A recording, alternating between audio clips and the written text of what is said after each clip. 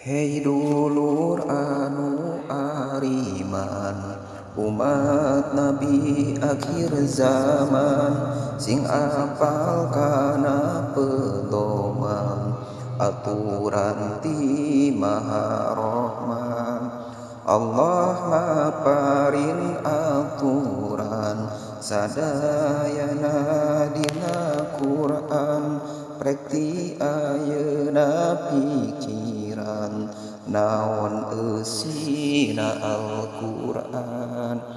Pek diajar ti ayeuna sing leres dina macana, diajar ilmu tajwidna sing apal waqaf wasona, sing bener maca Al-Quran sabab pidau pangeran, pek pake adab-adaban mun hayang meunang ganjaran.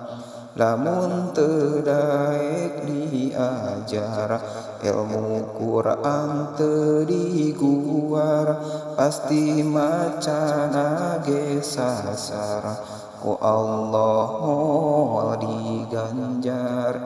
Komo lamun disalahkeun Quran dilalaworakeun, paling ge disadiakeun siksa nepi ka paureun.